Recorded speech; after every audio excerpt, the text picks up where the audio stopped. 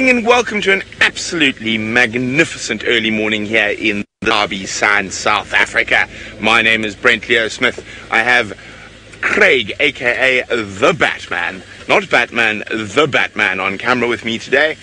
And it is beautiful. It's about 23 degrees Celsius. Remember, we are 100% live, and if you'd like to send us any questions, hashtag Safari Live on Twitter, or you can just comment in whichever feed you are watching on, and our wonderful ladies in the final control will get your questions right to us in real time.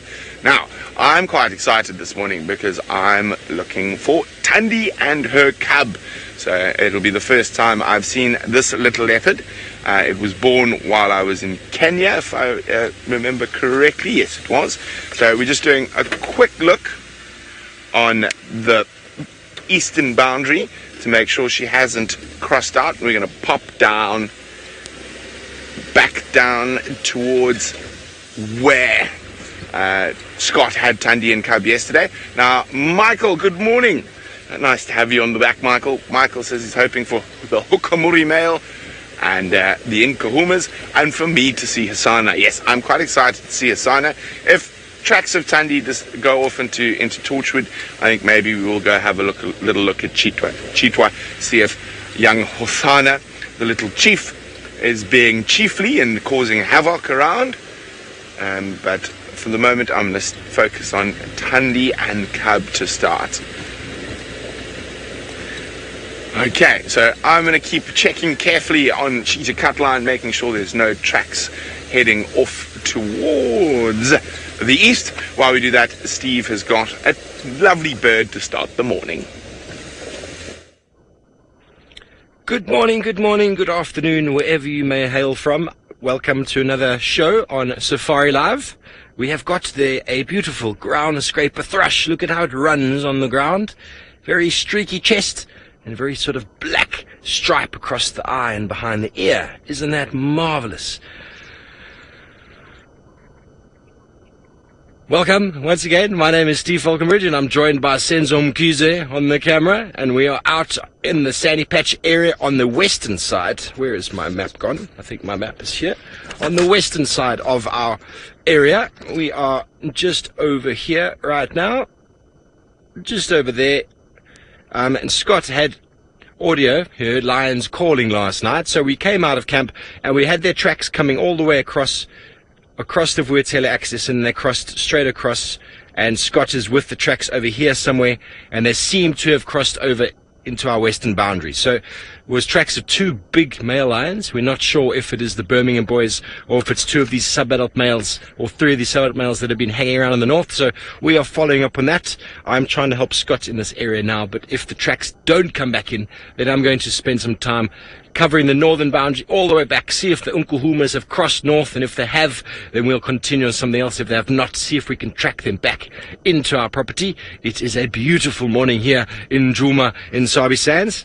Our second morning of a half-an-hour delay, and it is marvelous. It's nice and light as we come out. We can see the ground straight away.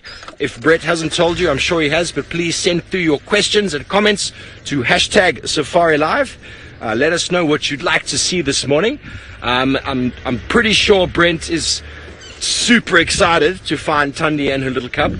I haven't seen the cub either this time around, but I think it's been a while since Brent's seen her. He has not seen the cub at all, so I'm sure he is very excited to be in that area looking for her.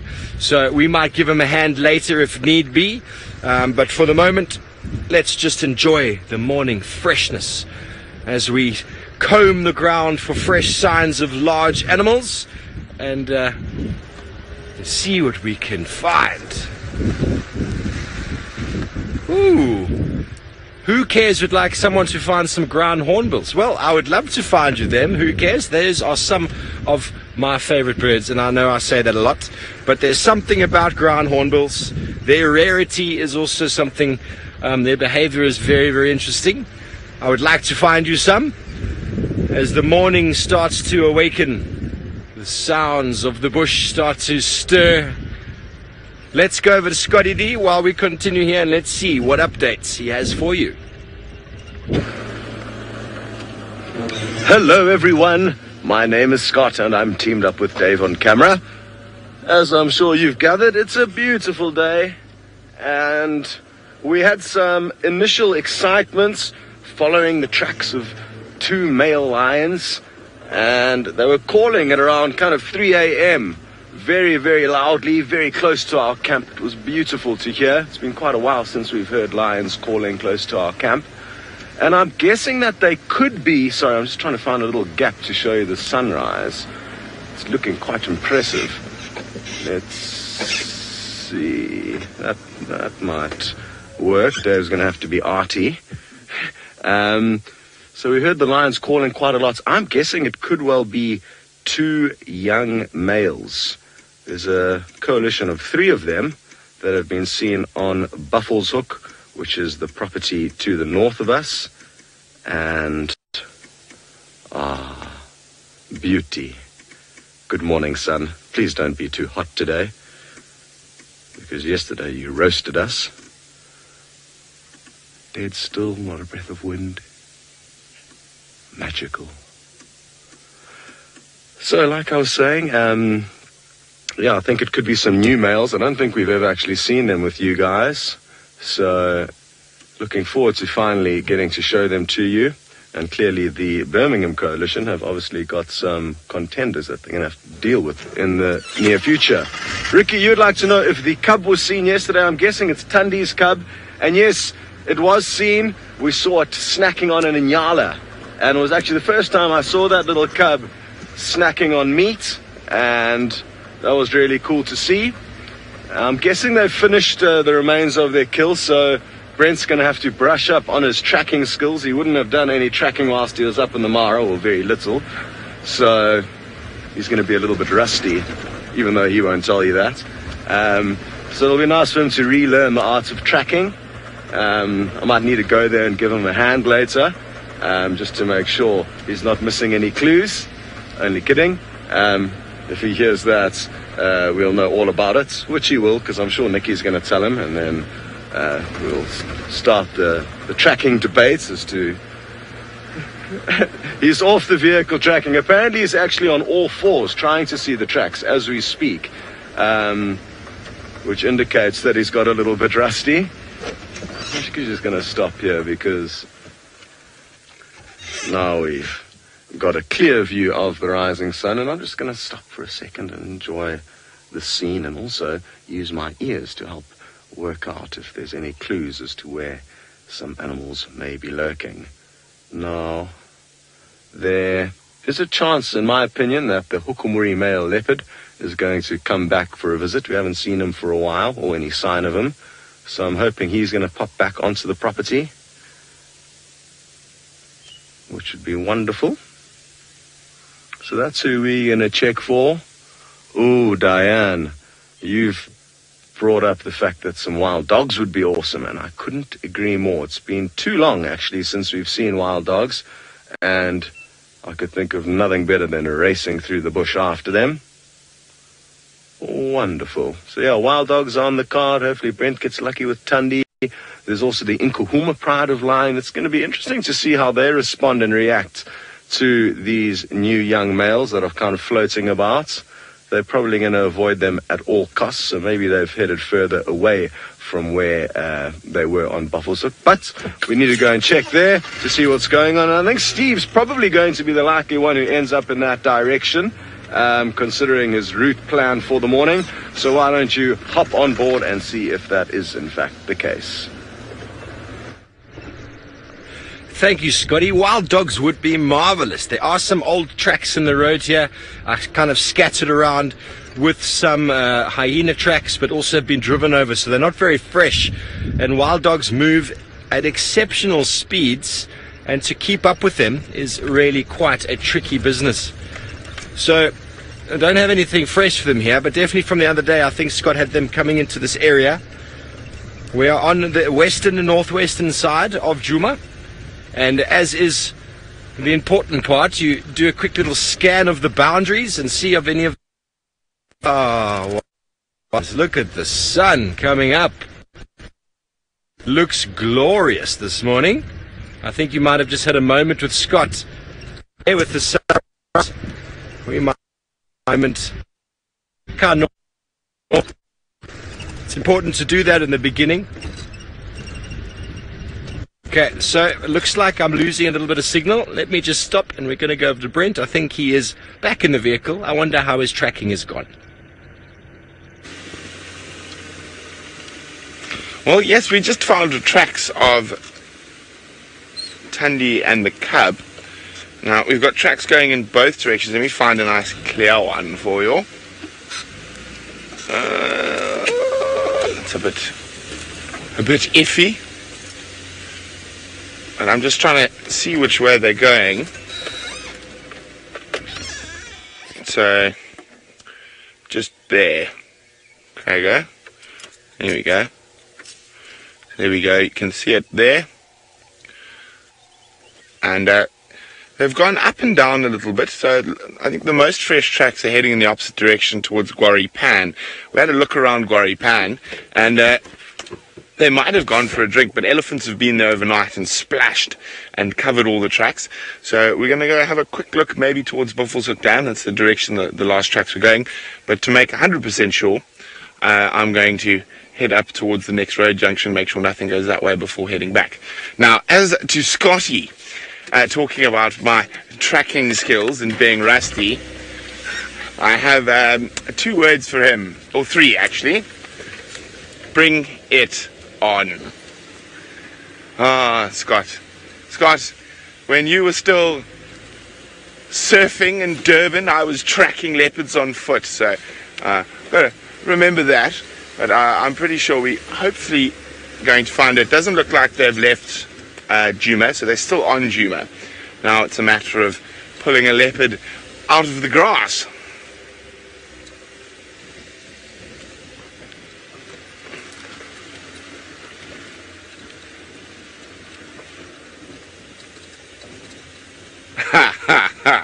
Janine says, hopefully I'm better at tracking than not getting stuck in the mud.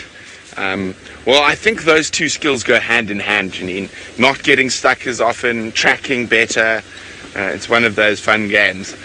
So, no, it doesn't look like they're down here, so I'm going to head back up that way. And the last tracks were on top of the elephants.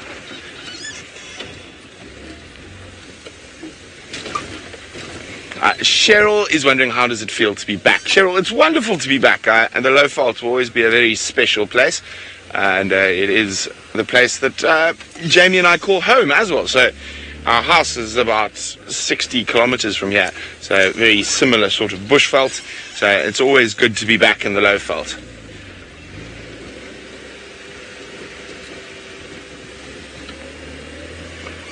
Okay. I'm going to focus all my attentions on the tracks of the leopards. And so while we do that, let's see how the surfer from Durban, Scott, is doing. Yes, Brent, you must concentrate, and shame. It must be tough being a little bit rusty. Brent is right. He did get a head start with regards to his time in the bush, and I'm not sure if you guys know, it's kind of been kept classified, but the movie The Jungle Book is actually based on Brent's life. Brent was found floating down the Limpopo River in an ice cream tub by a pack of wild dogs many years ago, about 34 years ago. And that's why he loves wild dogs so much, because he was actually raised by them. So, fair enough, Brent. While I was off in Durban eating ice creams and surfing, you were living with a pack of wild dogs, learning how to track leopards. And if you'd like to call Brent Mowgli from now on, that's fine. We call him Mowgli sometimes. Little camp secret. Jandre actually tried to steal his name. Jandre actually thinks he's Mowgli. So him and Brent have got this kind of battle of the Mowglis. And before Brent cuts his hair, he was looking quite a lot like an older version of Mowgli, in my opinion.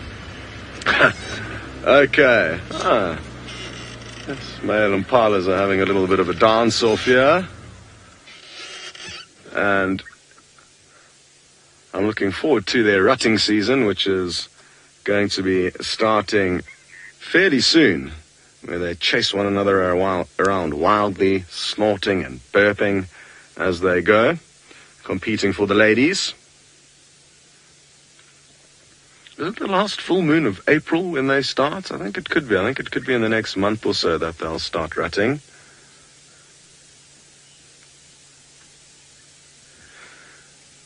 Ryan, you'd like me to explain why there aren't any hyena dens on Djuma, and it's quite simple. Hyenas are quite large roaming animals, so they do have their territories, but their territories are large.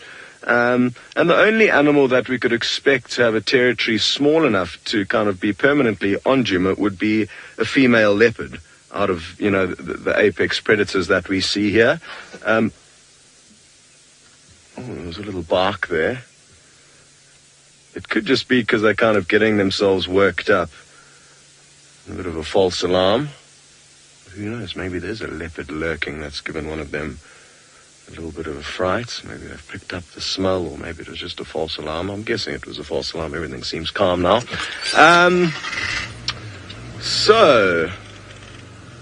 There's a beautiful bird here. It's called the green-winged pytilia. Sheesh, it's going to be tricky to see, though.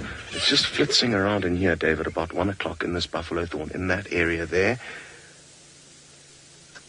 If we get it's just too thick, and you can see some flitzing about. Oh no, that's the wildebeest tail we can see wagging. The bird is in here. It's more to the kind of right in the central parts now, Dave. Oh, I've just seen it fly. Oh, let me move forward. It's in an open gap. Please, can we get lucky? Further to the right, Dave, on the dead branches.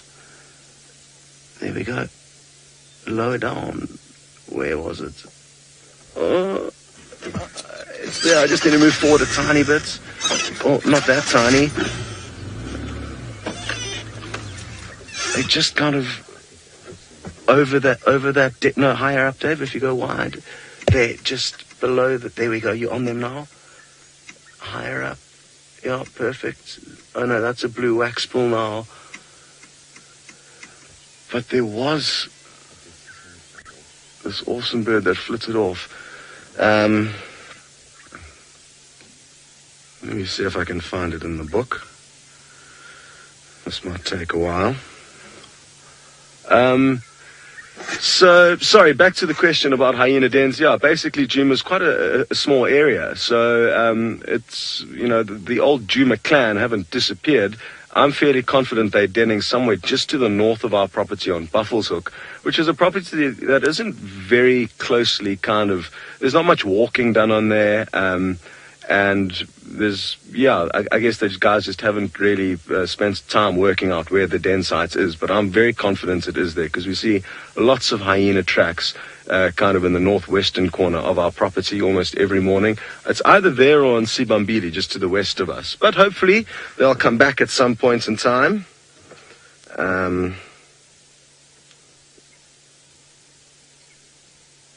This bird is absolutely incredible.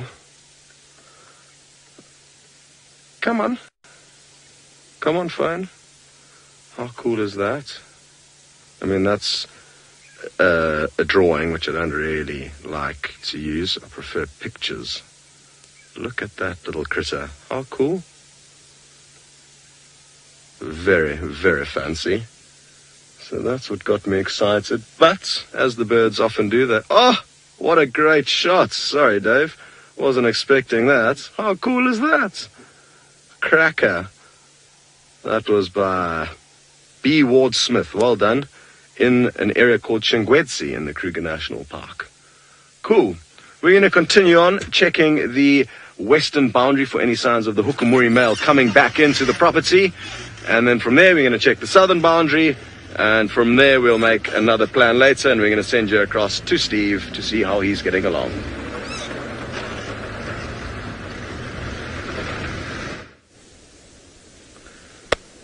Ladies and gentlemen, we have found tracks here on the road of, I don't know if you can clearly see this over here. So tracks of lions, three male lions were lying right here in the road. I'm looking to see I mean, there's the track there as it moves off. There's one male lion that lay here. Just move over. There's a second male lion that lay here.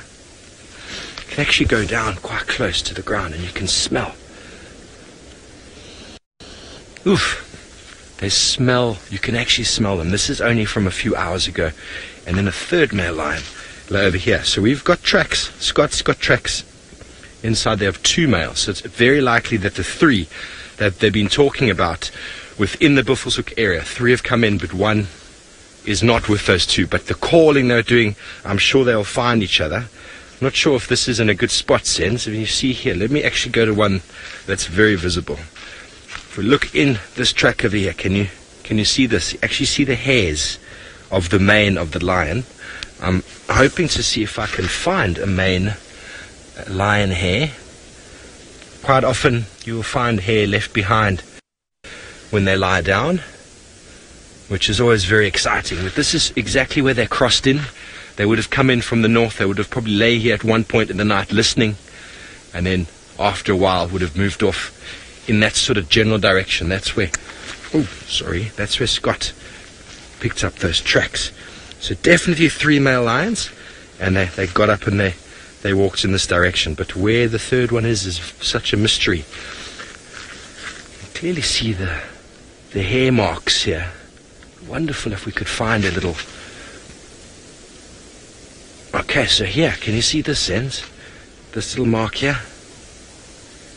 You see there's a line. That is the line of an antlion larvae moving through the ground, and that is on top of the lion track, which means that, I mean, normally it takes an antlion to make their little conical tube. It takes them about 45 minutes, and there's no tube here, but there's clearly the mark of where it moved through the ground. So that happened earlier this morning, and Scott reckoned he heard these guys calling at about 3. So who knows how many hours we are behind, or if it was them calling from right about here. That would be marvelous. But no hairs on the ground. Very exciting. I love male lions. It's got a smell of death about it. Very strong smell of decaying meat, which is always amazing. But that's awesome. So that's where they came in. Maybe we'll find the third one hanging about. But that's why it's important to check our northern boundaries, because maybe we'd found these before the other tracks, and then we could put more effort into where they are. But Scott found the tracks straight away out of camp, and he's tracked them, and as he said, they've gone west, unless there's been any further update that I haven't heard. But we're going to continue on towards Buffelshoek area. I know Brent is going to be in that area as well, but we're going to see if the Unkuhumas have in fact crossed. I know from my experience, when male lions come into an area, if they don't know, if the pride doesn't know them, quite often the females with their youngsters will move in the complete opposite direction to those lions. So hopefully it pushed them south, because they were calling from the east or from the west here. Maybe it pushed them south. Maybe I can show you on the map, give an idea. Okay, so we have got, this is where we are on the northern firebreak. And Scott had the tracks over here heading across that block there and crossing. The lions, Unkuhumas, were left just there last night. So, in my opinion, because the males calling over here and the unknown males would have caused these animals to move sort of in that direction. That's just what I'm assuming now. They might have even gone north. Who knows? Who knows? But they might have been hunting. Lisa wants to know, what is the strap that I'm always wearing? Lisa, it's called a binocular bra. It means the binoculars sit very nicely on my chest, and especially when I walk. I used to have a strap that just went around my neck, and I wore that for years, and I didn't realize how uncomfortable it was until I got one of these. And when I walk with this doesn't move. The binoculars don't swing in any way. They stay sitting firmly. There's the tracks of them again. See, so they were walking on the road here, and they lay down a few times. Here they lay again. Let me just move over. I think maybe you might get a much better look at this. So I find it way more comfortable having the strap. Yeah, look at all those tracks there in the road, sense. Can you see them? It's a little bit of urine as well, a bit of a tail, some urine there. I wonder if this is those 3 males. There's smaller tracks here, much smaller. It seems as if the Unkuhumas actually came in this direction, because there's not just male lion tracks here, there's also youngsters. Okay, so we're going to have to make head or tail of this. We've got the tracks going back that way. So it's very likely the Unkuhumas might have walked west last night along this road, and then as soon as they heard the male lions there, then it would have been like, okay, which way are we going to go? They do not want to encounter 3 new males, because what will happen, 3 new males, if they're not the Birmingham boys, will do some nasty stuff to that pride and potentially kill not only the youngest cub, but the younger ones, the 1.5-year-olds. So that could really lead to some serious drama. So we're going to have to spend some time trying to figure out in which direction this is all going. So we might want to go across to Brent and see if he has any updates for you. Hello, everyone. I was just looking, it looked like a cat had been sleeping in the road. However, it's not. It was an elephant playing around a bit. So what we've done is we've done a loop now towards Buffelshoek Dam. There's no sign of Thandi and cub coming out this way. So the last tracks were just up here next to Guaripan. So we're just going very slowly, just making sure she hasn't sneaked past. As I said, there's a herd of elephants that came to drink at the pan last night, and so made the tracks around the pan, or maybe early this morning, quite difficult. So we're going to do a bit of a loop, head back towards last tracks, and if we don't get any luck here, then I'll go for a little walk.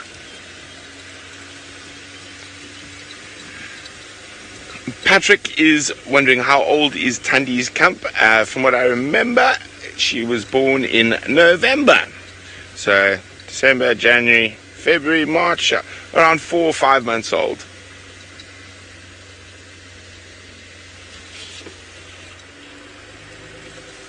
Now, that's a lovely age for little leopard cubs as well. They're sort of getting brave enough to spend quite a bit more time while moving around a bit while mom's away, stalking squirrels, chasing francolins. So it's quite a fun time to spend with little leopards as their personalities start to develop.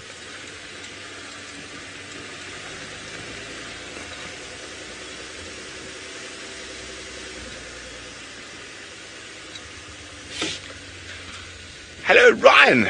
Ryan says, can you use hair to help track animals, like their hair on a tree? You can, Ryan, but it's a bit more difficult. Normally, hair on a tree, you're going to be looking for a male lion that's got a bit of hair caught up. But normally, it's much easier to follow their footprints than it is to try and look for tufts of hair. But it is possible. Okay. Now, Thandi's mom used to love this area. There's a little river system in here, and hopefully she's around, maybe just left the cub in the little river system. So while we keep checking carefully, let's go back to Scotty D, who's got a feathered friend. We certainly do have a feathered friend, and we're just trying to get you into the perfect spot for Dave to work his wizardry. We're a little bit too close now. But as the sun continues to rise, we're going to get some beautiful shots. How cool is this? Well done, Davy, with your fancy skills. This is a lilac-breasted roller, which is ordinarily, when the sun is in its favor, a beautifully colored bird. But here we are getting to see a beautiful silhouette instead of the colors. Wonderful. What will be nice is when the sun rises up and it's completely covered by it. Cobalt, you would like to know if we have dragonflies here, and yes, we certainly do. They often fly around escorting the vehicles. So, yes, we do get to see them from time to time. Of course, they're tricky to film unless they've landed. But, yes, they are around. I guess if we go to one of the waterholes later, we can try and snipe a few views. And thanks very much to all of you who are expressing your love for this beautiful scene.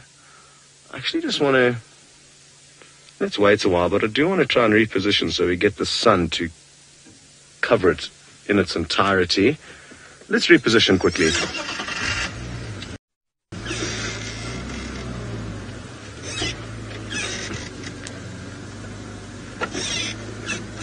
tiny bit more. There we go. Brent, you'd like to know how many owl species are there here? And it's a good question. I was actually asked the very same question, I think, yesterday morning, and I think it's about 7 that we get to see here. Of course, we don't see them that often. How cool is this? Absolutely beautiful. Turn your head. Turn your head so we can see your beak. Come on.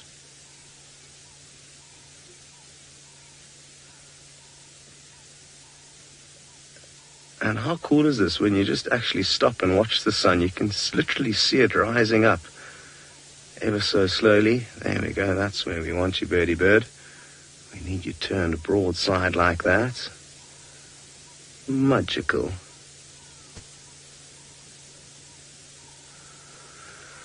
Okie dokie, well, enough artwork for this morning. I think that was fun while it lasted, but the moment is now ended. We actually snuck into this area off the southern boundary because we heard some squirrels alarm calling, and it could have been for that eagle that's perched up in the tree over there. It looks like a Wahlberg's eagle. Yeah, you can see that very distinctive little crest on the top of its head. Just from its general size, that's a Wahlberg's eagle. That's probably what the squirrel wasn't too happy with. And seeing as though we've got an idea that it's not the predator we were looking for, we shall now continue. Now, updates that I forgot to tell you about last night. Basically, our camp ran out of water last night. So fortunately, there was no guests in the one lodge last night nearby, so we went to swim in the swimming pool to cool off. We didn't bath in the swimming pool, don't worry, but we just had a refreshing dip because it was very hot. And while we were making our way out of the camp, we found some very fresh leopard tracks on top of our trail where we had walked into the camp. Now, there is a kind of electric fence that goes around the entirety of Gallagher and Vuyatela, the two camps where guests stay. It doesn't encompass our camp. And it's it's kind of predator-proof, but not for leopards. And yeah, that leopard was actually inside the confines of that fence. And we're guessing that it was young Tumba, a male. So once we've checked our southern boundary, and if we don't have any luck here, then we at least can head towards that kind of area around central Djuma to see if we can find any sign of where he has ended up. But it was quite cool when we were all walking back after our swim to find his tracks, and we were wondering if he had come to spy on us while we were in the pool. We actually heard a rustle in the bushes next to the swimming pool, and we had a quick look around to see if we could work out what caused the rustle. Maybe it was him, maybe it was something else, but we didn't see anything.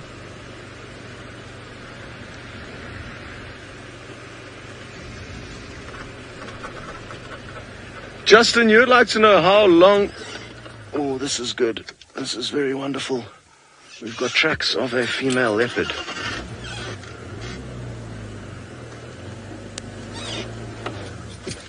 Just down on the side over here. Oh no, I haven't parked the car properly. Let me swivel here.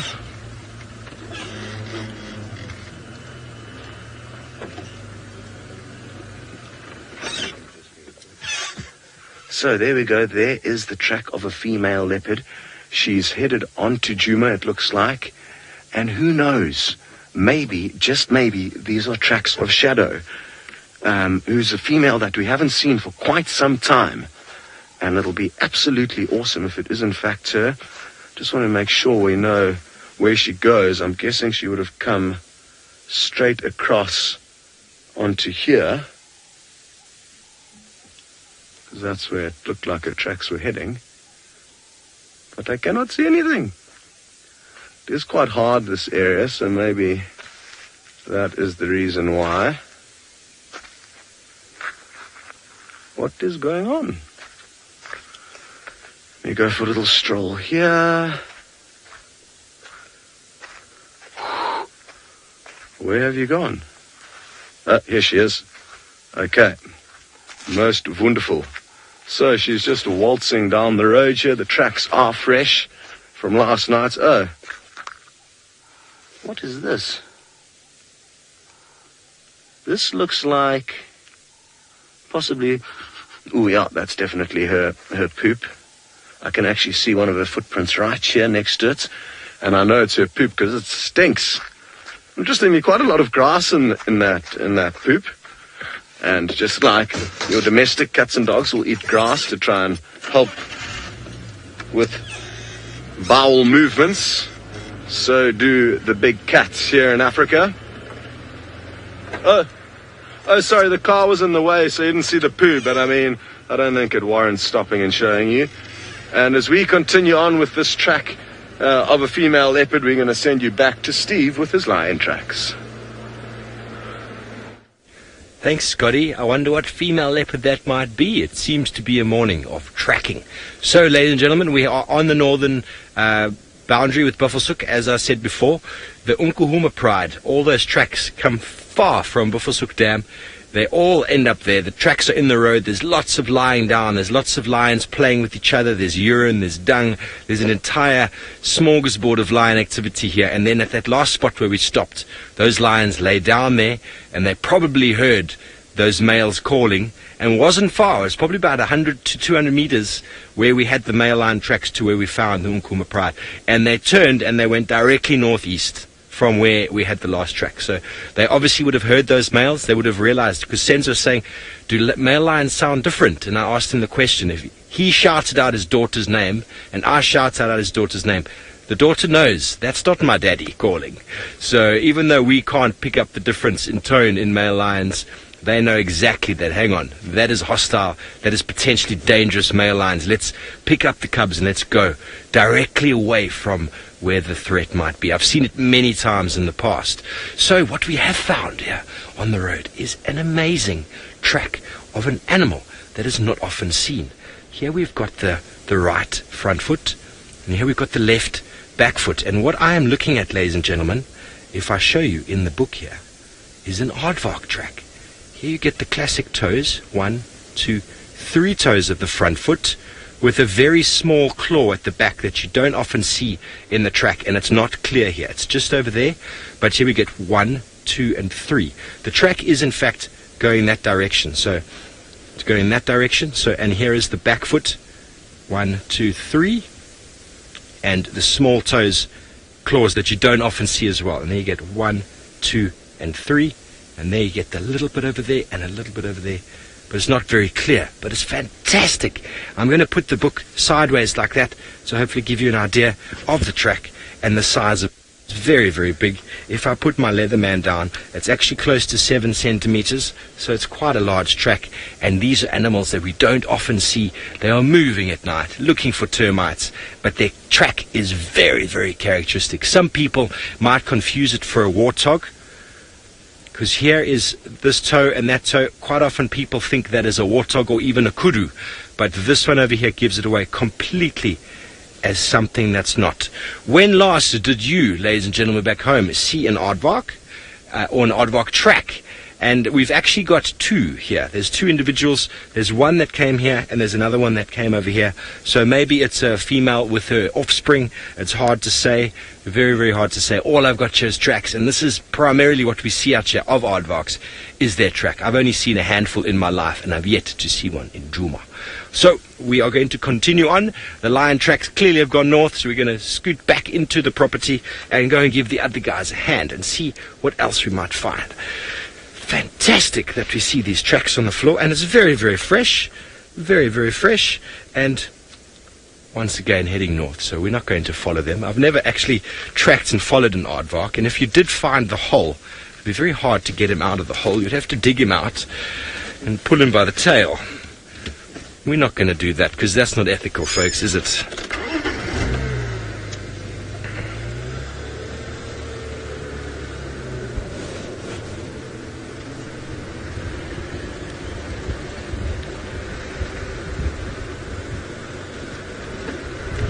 So Justin, apparently Scott was discussing something with you about lion pride or lion male coalition. sort of territory, coalitions, how long they hold it for. Now, sort of, Justin, what's interesting, and it's not the set, hard and fast set rule. There we go. Just before we continue on that here, just to show you the signs of a lion lying down, just on my right-hand side there. Let me just go back a touch more. You can see the sort of depression in the ground just over here. That was the bottom was lying, and there's the track, perfect track, right in the middle of that. So that's where the lions walk along, and they just flop themselves down. And they do that because they walk some distance and they just flop down, and they lie there and they listen. You've seen it before, I'm sure. And then one will get up, and they'll all get up again and start their slow progress once again in that direction. So, Justin, male lions, and this is sort of like an average. What they work out is that male lions sort of come into sort of breeding readiness at about 4.5, and they generally hold a pride tenure for about 4 to 5 years. So your average male in a coalition, where are you going, lion track? So now some of them are going in over here, but I'm sure this is much earlier on in the evening because they all came back on the road. So it's possible as they're walking, they were attempting certain hunts over here. Let's not get too excited. Someone's already forgotten to answer your question, so I'll continue. So male lions will have a pride tenure of about 4 to 5 years. So the average pride, so for example the Birmingham boys, from the age of about 4.5, they then will hold the pride for say 4.5, 5 years, which means that by the time they turn about 9, there's no more time. They just get to that sort of age when they get displaced by younger males. So on average, male lions only have 4 years to 5 years to breed within the prides. So that's one of the reasons why male lions will kill cubs, because if a male lion doesn't kill a cub, a female that has just given birth will not be reproductive for 2 years. Now that's half of his pride tenure, that male's not going to put genetics into the population. Obviously, the more males there are, the longer they can hold that for. The Mapojos, for example, in the Sabi sands, they held their territories for quite some time. I don't remember the number. I'm sure that some of you out there might have heard of that. But if there's 5 or 6 males, 7 males, it's very hard for someone to push them out. But one male, much more likely he's going to lose his prides earlier on than 2 or 3 or 5 or 6 as it goes. Estrus within 1 month versus 2 to 2.5 years. So that is why they do it. They don't all do it, but if you think about it from a trait point of view, if a male lion that kills cubs has more offspring, that trait is more in the genetics than the male who does not kill cubs. So you see it more often than you don't these days, but it is not exclusive. It doesn't only happen. Well, it doesn't happen in all males, should I say. So I hope that answers your question. That's why when male lions fight, it's also why they want to avoid confrontation, why they announce themselves, why they call. Because, I mean, if you're 3 or 4 males and you call, sorry about the breakup, folks. If you're 3 or 4 males and you call, and there's only 2 males resident, they'll be like, hang on, there's 4 of them. Maybe we'll take the fight another day. Often display.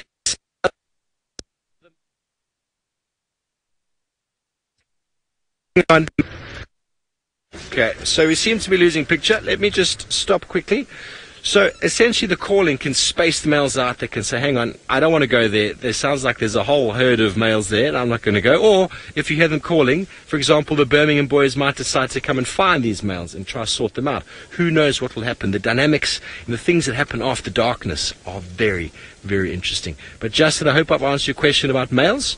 Lots more lion questions. Please send them through. We are coming back towards Vuyatela Dam. Let's go and have a look at the water holes. We know that elephants love being around water, and I know there's a few of you out there who would like to see some elephant. Ladies and gentlemen, have you never seen been potentially the first to show you? I was on track walk with Herbie and I showed him. Okay, let's go to Brent before I lecture. Hello, welcome back. So, nice little walk into the block here. We found her tracks crossing one of the headwaters of this little river system, heading sort of southwestish back towards central in the Mawati. So we're going to go zoop around and have a look there. But I'm pretty sure she's probably left the cub right in the top of this little river system here. So it is very thick. It's also very steep. We can't actually even get a car in there. But we had a quick look around. But if the cub's by itself, you don't want to disturb it too much. So I think we're going to go see if we can find Mom. So she's sort of heading in that direction. And strangely enough, there's still some very active hyenas at this time of the morning. It was calling from around here somewhere. It says, woo, woo. I do love that call. And of course, all individual hyenas almost have their own voice.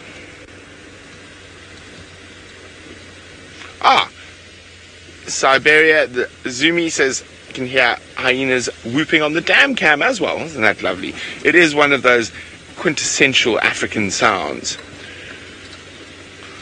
Now, as I said, most of them have their very own voices, and different individuals, depending on their importance in the clan, are either listened to and replied to or taken note of, or completely ignored.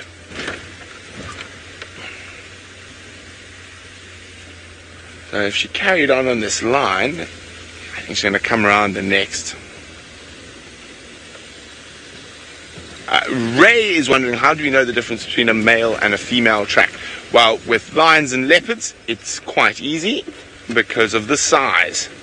But with hyenas, it's near impossible to tell the difference between a male and a female track. But yes, but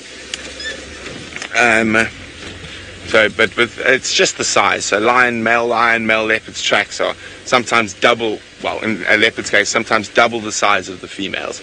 And even with young male leopards, even by the time that they're about a year old, their tracks are already considerably larger than their mothers. So it does make that a little bit easier. Now, hyenas, impossible to tell male or female tracks.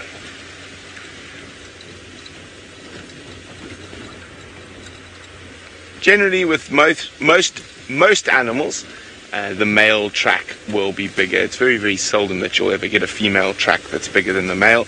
Of course, with the antelope, it is quite a bit more difficult to tell the difference between male and female tracks, but there are certain trackers that are able to. Although, sure, kudu, I suppose, is relatively easy, and waterbuck, wildebeest, but it's a smaller antelope, steenbok, bushbuck, even a nyala can be quite difficult to tell the difference between male and female.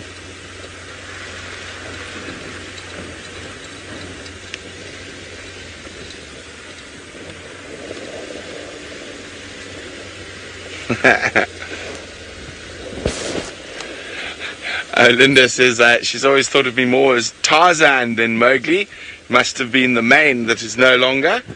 Well, I think Disney was quite liberal with Mowgli's haircut, because if you read the original Kipling, it sounded like he also had a mane, old Mowgli.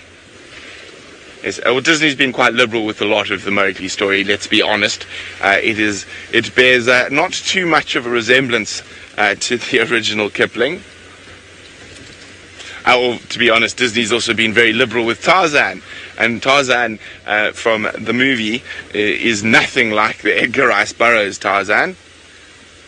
I mean, Tarzan from the books was a sworn enemy of the sworn enemy of lions and leopards. But there's a big warthog, a big pig. But I'll continue that discussion. Of course, the warthog disappears. Oh, he's running off now. He's a bit upset. He's snorting. It might not be us he's running from. There could be a leopard around here. He's upset with something. You can see he's got a bit of a chunk out of his ear there. But he's not running from us. He's snorting. I don't know if you guys can hear that.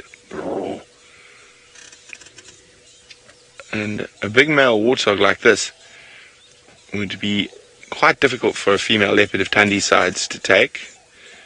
And I wonder what he's snorting at. Can you see anything there, Batman? What are you looking at, Leopard? I mean, are you looking at the leopard? Very upset. Well, that, in my opinion, definitely needs another look.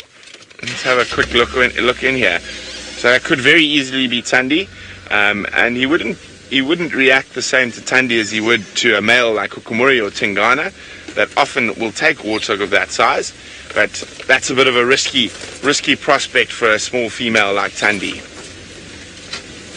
He was looking in here towards these thick patches of grass.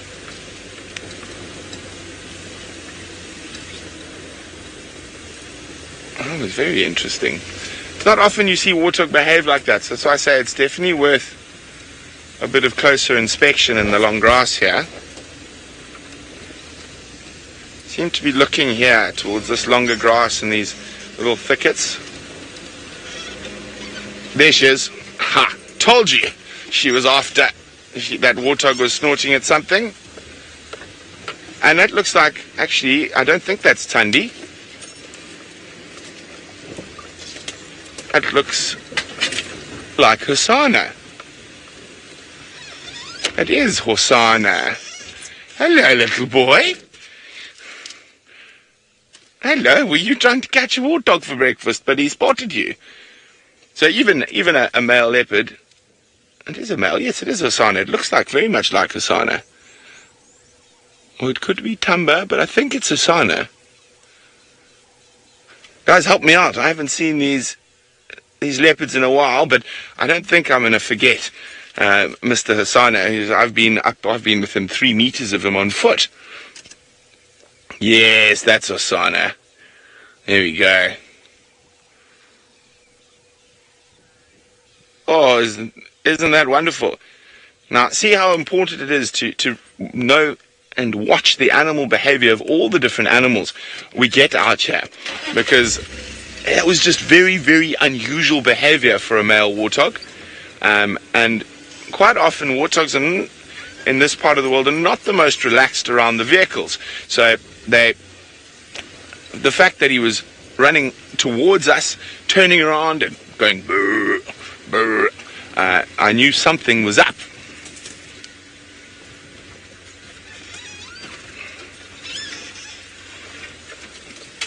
There we go. Thank you very much, everyone, for your confirmations. This is indeed the little chief, Hosana.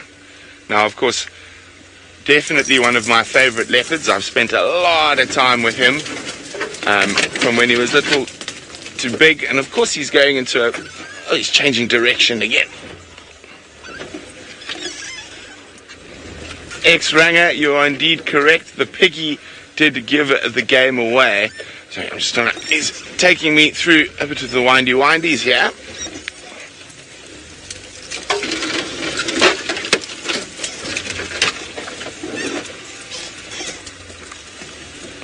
Oh, okay, I'm going to get into a good spot to show you the little prince, or little chief, while we do that.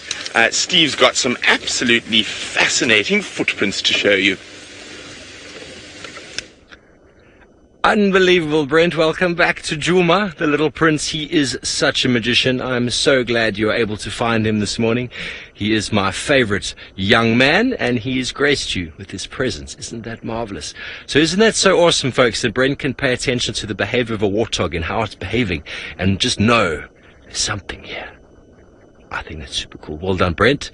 Well done, Brent. I think Scott can eat his own shoe now after what he said to you earlier. But, ladies and gentlemen, I have found another marvelous track. First of all, there doesn't seem to be any viewers out there that have seen aardvark tracks before, which is super incredible. I wish we could spend more time and find an aardvark for you and maybe some of the dung and how they bury their dung. But I came across the tracks of my favorite animal, and this is the honey badger. And now, how it's easy to tell the honey badger apart. I put the book down here purely because it's easier to see it on the track there. But if we look in the track here, you can see the back pads here, called the proximal pads, and then there's one toe. This is the left foot. One toe, one toe. So 1, 2, 3, 4, and then 5 over there. He has the back pad.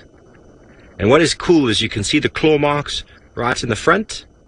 And a lot of people will mistake this track for porcupine track. But what is easy to see is the distance. If you zoom out just a little bit, Sense, is the distance from this track to this track. And the distance from this track as well. So from the front of that to the back of that. The distance is phenomenal.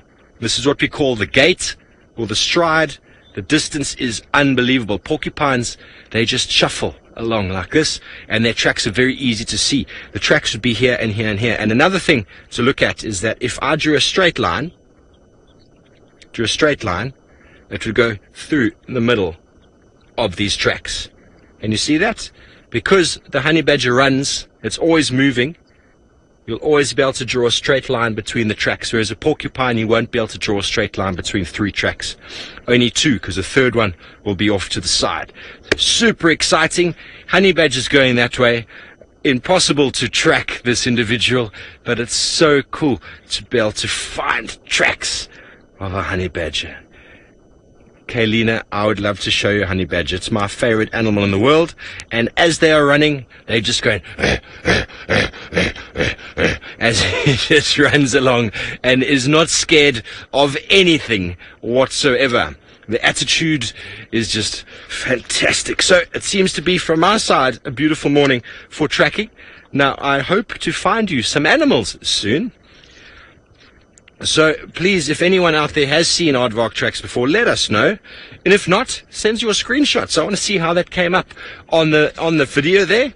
Be nice to see, compared to the honey badger tracks, how these things are showing up for you viewers at home, so I can work on it if it's not working very well.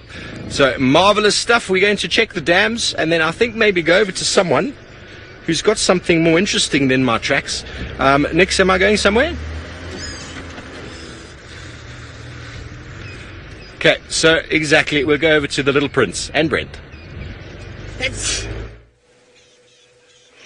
Look at that. Isn't he absolutely gorgeous? He's now just plonked himself and licking the dew off his feet, removing the odd tick. And what a special second drive back and first morning back to find Hosana. I'm trying to remember when. So he must be 2 now, just over. Is he 2 or 3? I'm trying to remember now. When did we find him? 2, yes, he's 2. Yeah, so he's 2 years old now. Just over. He would have been 2 in February. Oh, what's he heard? Look at that.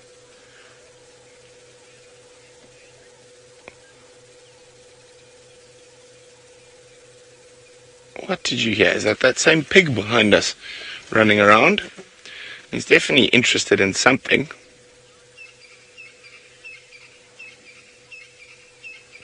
Nana says, I am in love with Hosana. He is a beautiful young leopard. Oh, he's up and on the move again. Hello, big boy.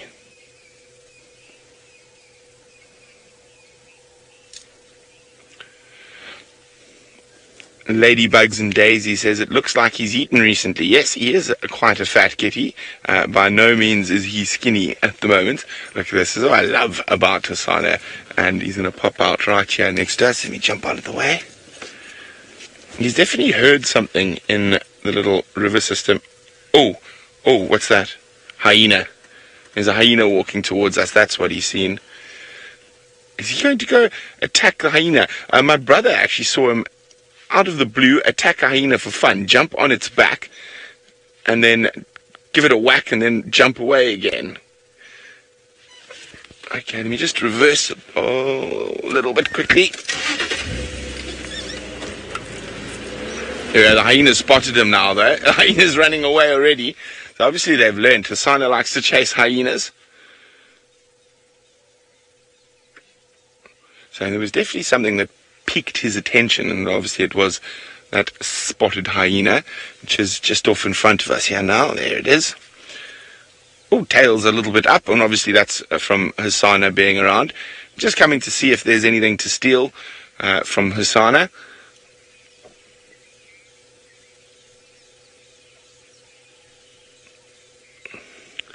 Andy says he has such an interesting personality. Indeed he does, Andy. He's definitely one of the more fun leopards around. He does lots of silly things. When he was younger, he used to do a lot more silly things. Hyena's coming back towards him. Let's see what happens next. He's laying down. He's lying down in ambush. Let's see if that hyena gets close enough for him to pounce. Look at him. He's going right down flat. The hyena's about to arrive. There we go.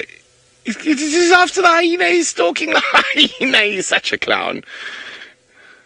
Anne-Marie's saying, am I surprised how much he's grown and bulked up?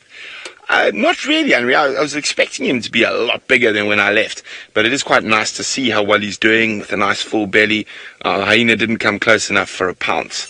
There we go. And he's going to recline again for a little bit. So I'm just going to move. I'm going to have to go back around to try find a way through all this broken vegetation. But, oh, absolutely wonderful. Let's have a look at the hyena is behind us now. There we go. And you see the hyena's just sniffing around, making sure he doesn't have a kill close by.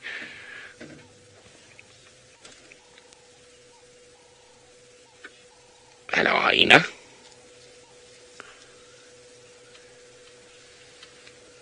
Now,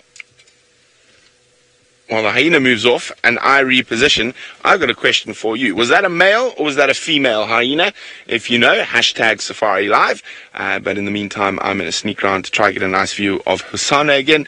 So while we do that, let's go see how the surfer boy from Durban is doing on the other side of Djuma.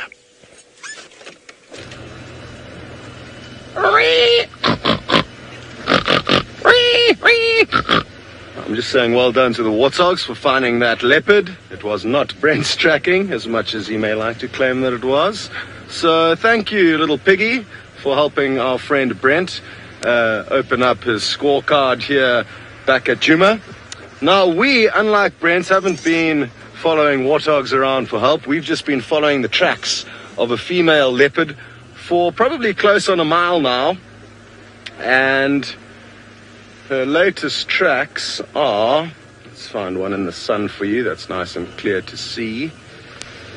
There's a nice soft sandy patch of road up ahead here where I'm sure we're going to get a good one. Okay. So, just down over, a little bit to the right, Davy, I think. Yeah, there's one there. So, she's moved quite a long distance, and I think there could well have been two leopard at one stage, not just the one. It seems like there were possibly two female leopard tracks. There was also male leopard tracks at one point. We're not too sure where he's ended up. We've just stayed following this female. So yeah, some interesting activity has been unfolding on the kind of southwestern corner of Djuma. And hopefully we're going to be able to get to the bottom of who this leopard is. Possibly shadow, like I said earlier, or there's also a chance that it may be the Shidulu female. Another female leopard that we haven't seen too much of. Okay, well, now I know where the tracks are going, which means I know where we have to go. And it's exciting stuff. Although, hang on a second here. There's one set of tracks that come along the road over here.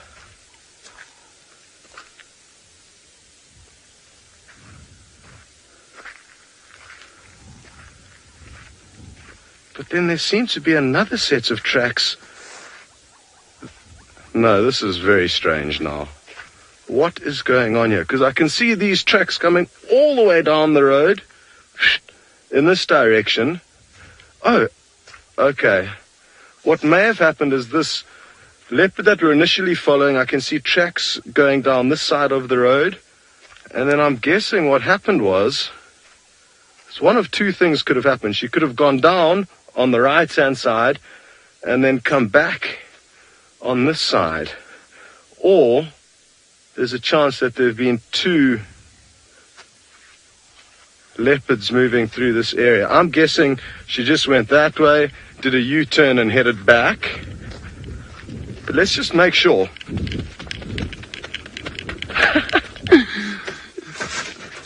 No time to waste. So let's just double check that is in fact what happened.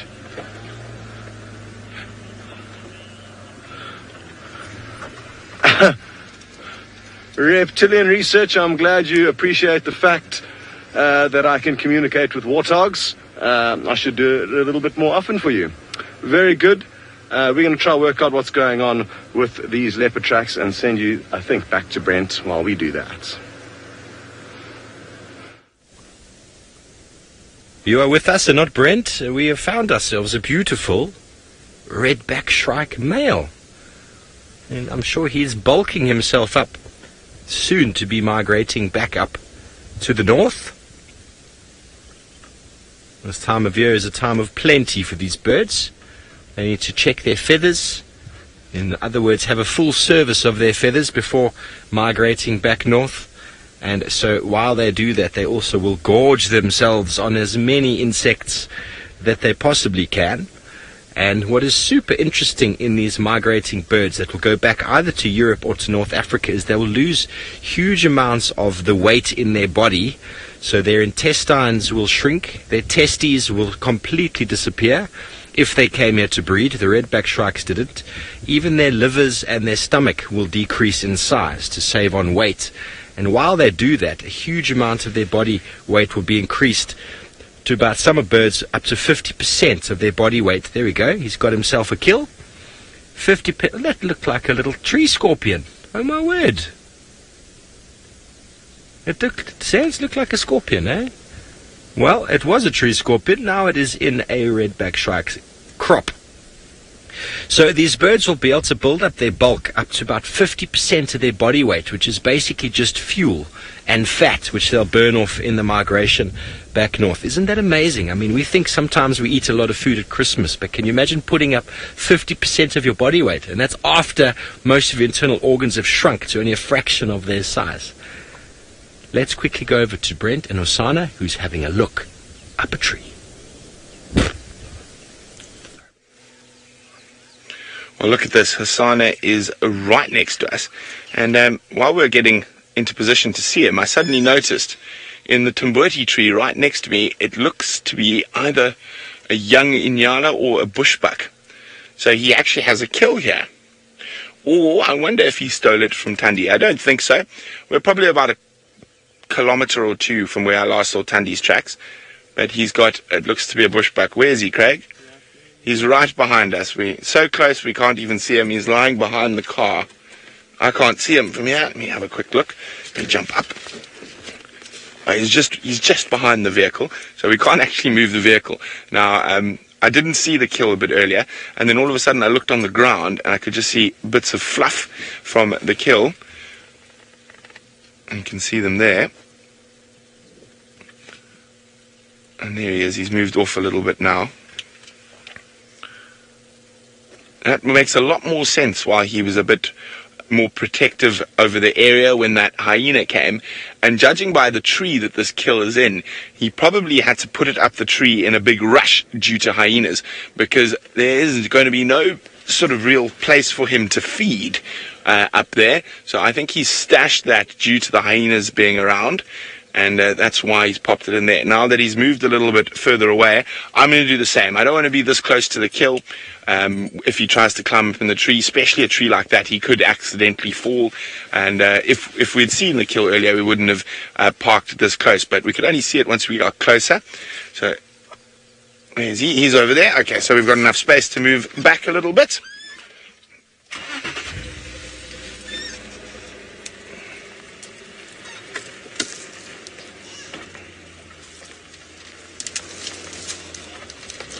Okay, so apparently we had about a 50-50 split whether that hyena was male or female. It was a male. Hold on, we're just going to pop over that stump. There we go. It was a male hyena. Ellie Belly, you've definitely been listening to me for too long, because Ellie Belly says a hyena is a Howard. That is correct. All hyenas are named Howard. And it's a joke from a shoot I was on once. And Hosana's now wandered around there. But really great news is that he is going to be here for the next little while. Now, if he's got that kill up the tree, and that's why he's looking so well fed. He's eaten about half of it. Now, where has he disappeared to? He was moving through here. Let's go have a look. But he's probably not going to move that kill at the moment while he's really well fed.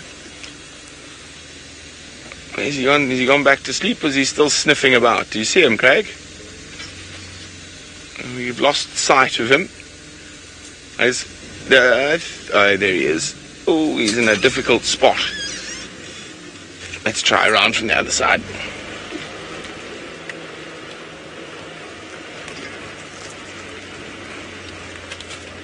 Unique Sajam would like to know, in a fight, will a leopard win against a hyena? It all depends. A female leopard, very unlikely. They will sometimes whack a hyena when they get close to cubs, etc. But in a straight-out fight, a hyena is much more powerful. But big male leopards, one-on-one with a hyena, you can back the male leopard to normally win. Even a young male leopard of Hosana's size will give a hyena a very good go and could probably win.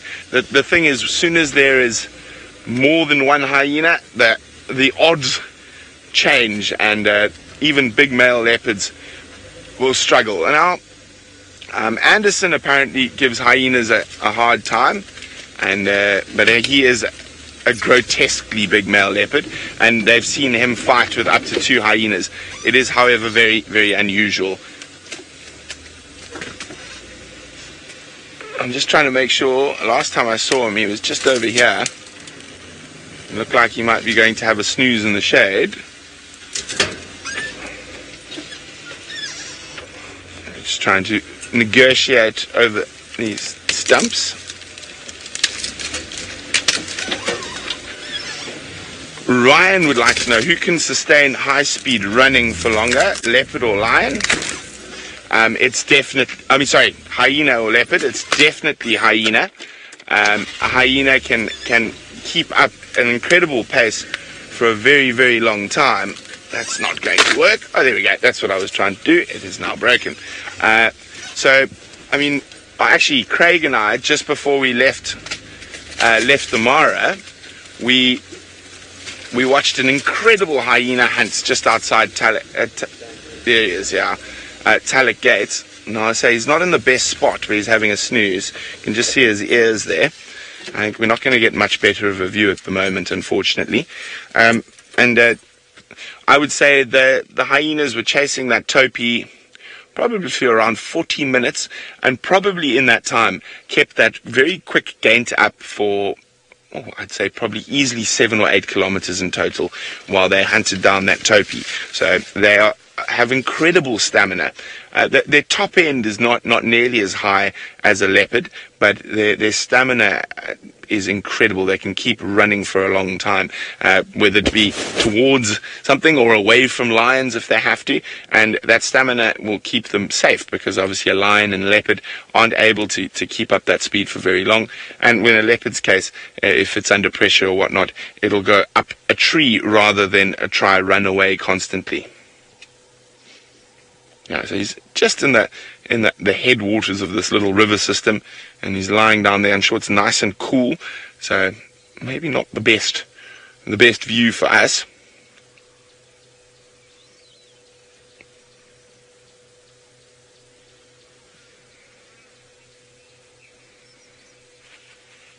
So I'm going to have a look around, see if we can get a little bit of a better view.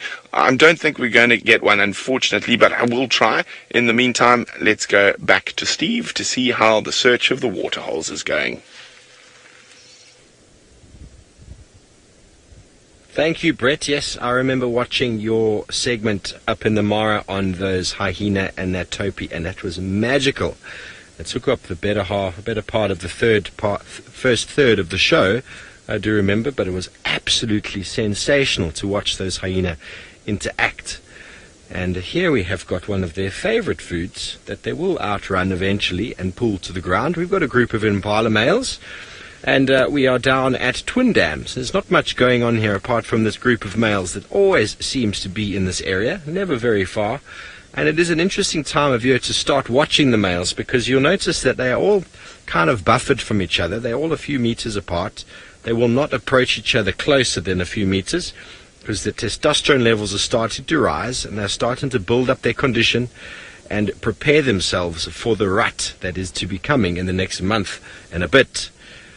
Soon their condition will be at its peak, and only those with top physical condition will compete for the rights to the females and demarcate small little territories and leks, as that impala tolerates that oxpecker, removing ticks from all around its body. Very important, because tick infestations can actually cause a loss of body condition.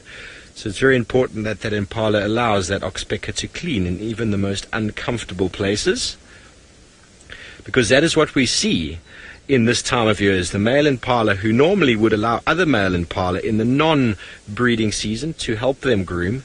Now they won't even go near the other one except to spar and bash heads.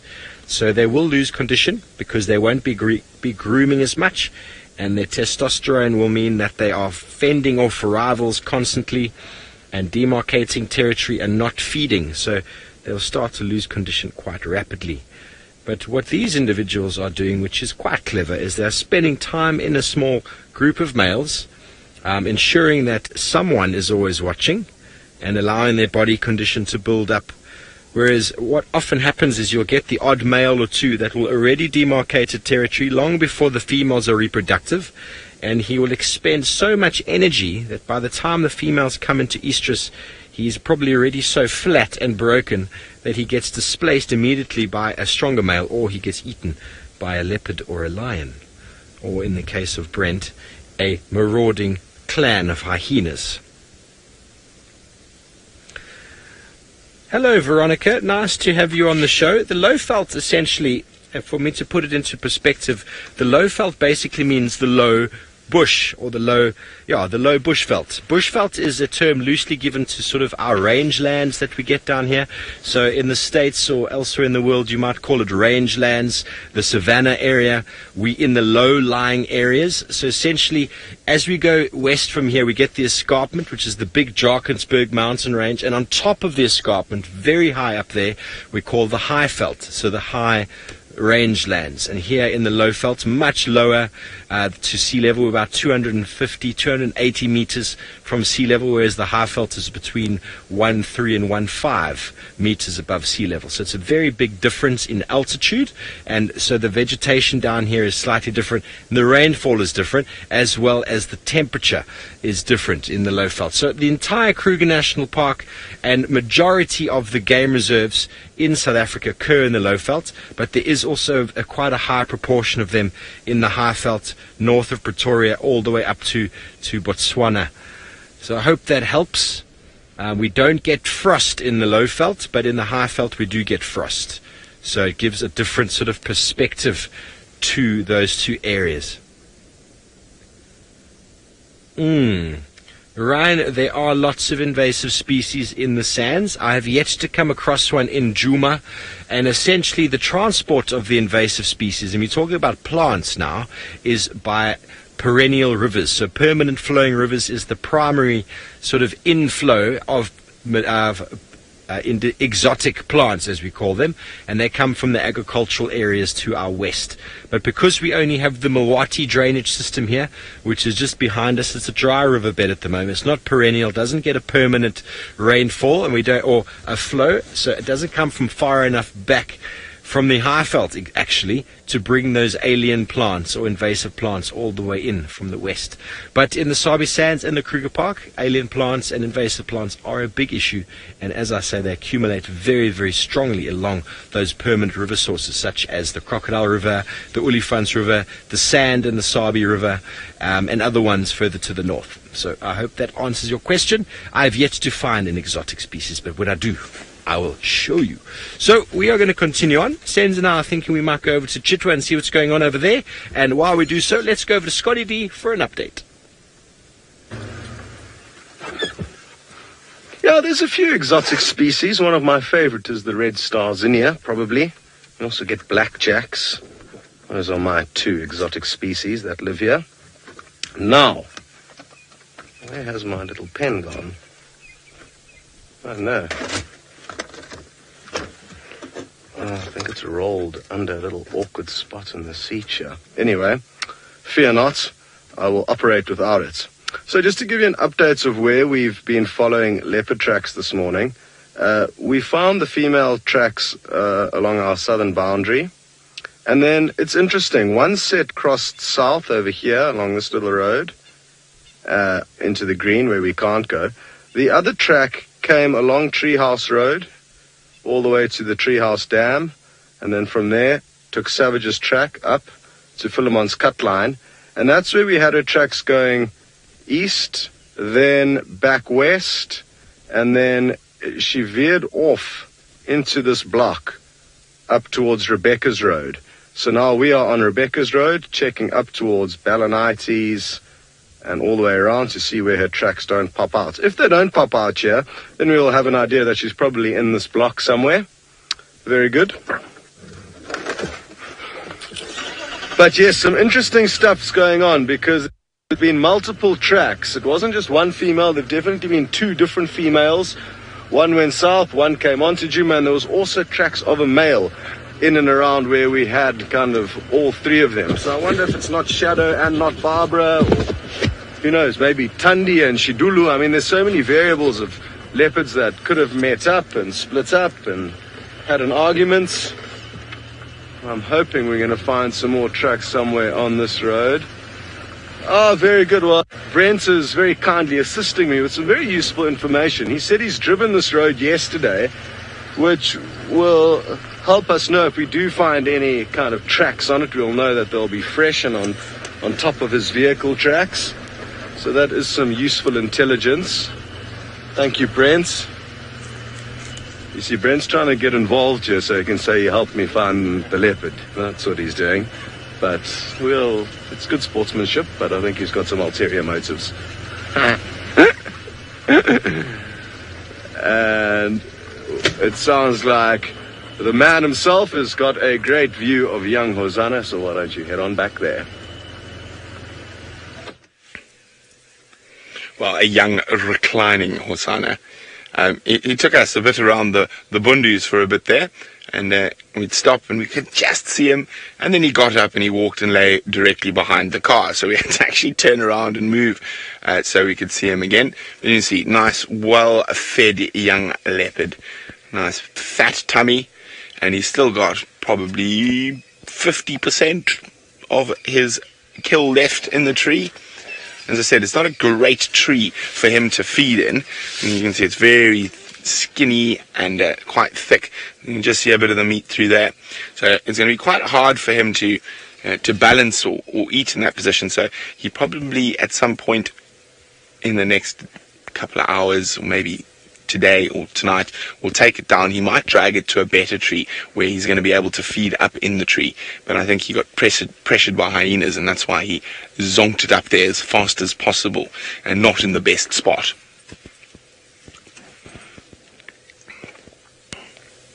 I can't wait to see him try climb this tree, because it's going to be quite funny, because he's going to be very clumsy.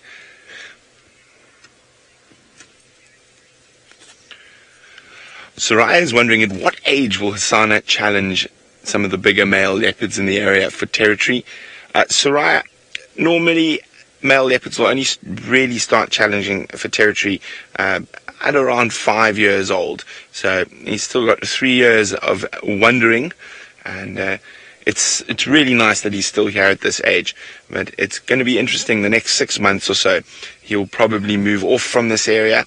If he's lucky, there will be a vacuum not too far away. So, for example, if Tingana in the next 3 years, although Tingana is getting quite old already, but for example, a male leopard in a nearby territory dies or gets injured, he might have a chance at starting out early. But normally in the Sabi sands, they can migrate up to sort of 5 or 6 territories over, and in extreme cases they can migrate as far as 300 kilometers from their natal territories. Now there was a Panthera project collaring young dispersal males, and they collared 2 males on Pinda, which is in northern Zululand, and one of those males actually walked then all the way from Zululand through Swaziland, through many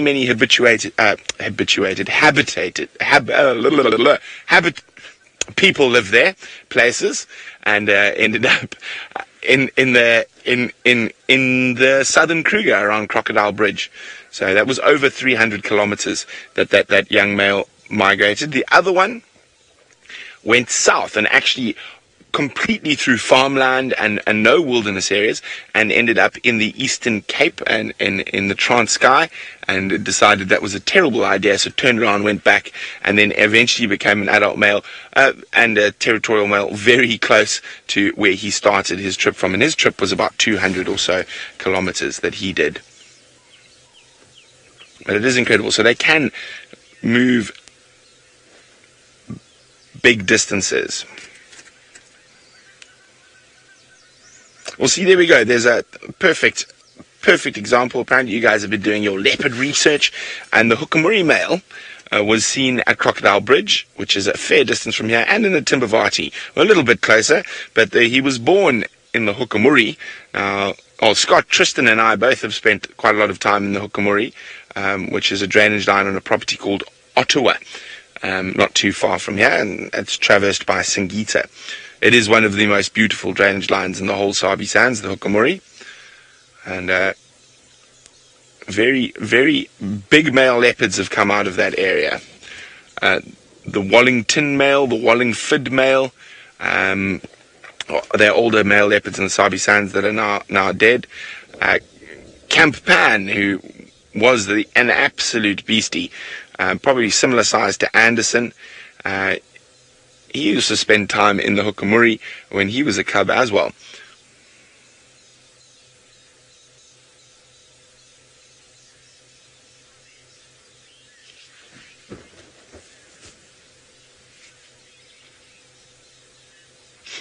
Lynn is just letting me know that they have seen Hosana scent marking.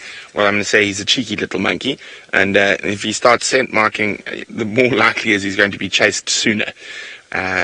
Quarantine started doing that as well when he was of a similar age, and Quarantine got quite lucky because he managed to set up territory next door basically to where he was born, and that's because his half-brother, what was his name again? Oh my goodness, I can't believe, Shivambalana seemed to sort of almost give way. Now, Quarantine was a spectacularly not aggressive, but cheeky male, sort of similar to Hosana. Oh, there we go. Come on, climb the tree for us, because this is going to be hysterical. There's a leopard of Hosana's size trying to go up a skinny little Tamboti is going to be absolutely hilarious. Here he goes. Isn't that lovely golden light falling on him at the moment, diffused by the Tamboti trees? Are we going to go up? Are we going to give us a show? It's there, yes, it's there. I do love it when leopards look up at anything, and that light catches their eyes. No, not ready to climb just yet. They're going to flop down and just stare at the meat, make sure it's still there. Oh, there's There's a nyala alarming. Quite far from us, so I wonder if that's maybe Tundi.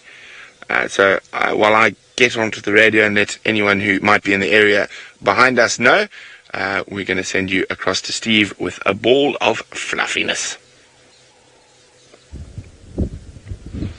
Yeah, thank you very much, Brent. I'm hoping your little prince is going to jump up the tree and give you some glorious shots, but we have come down to Chitwa Dam, as is necessary from time to time. There's always some activity here.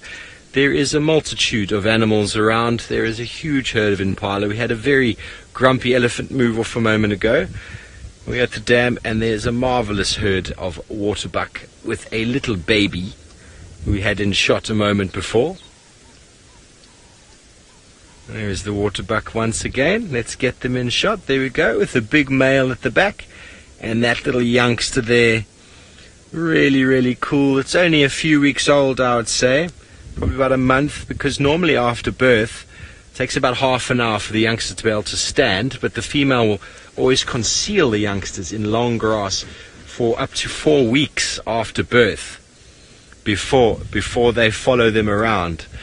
Yes, Mac, I also enjoy it down here. Chitwa is a nice place, probably one of the favorite watering holes for all these animals.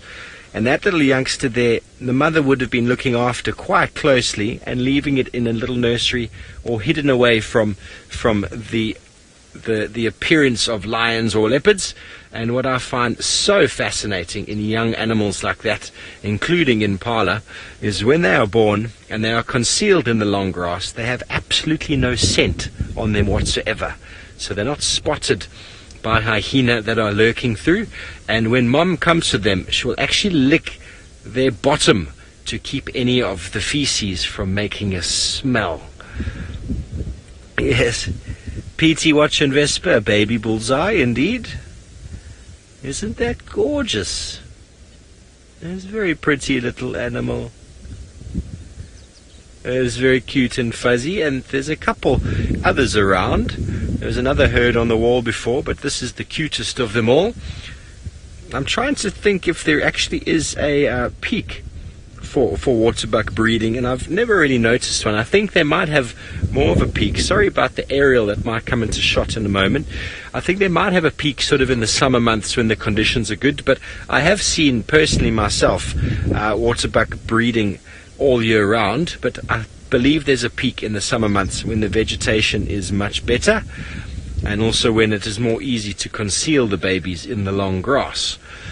But here we are with this herd of waterbuck. They are sitting down and ruminating, and they are the most water dependent of all the antelope species, and apparently more water dependent than even a cow. So they need to stay in very, very close proximity to water.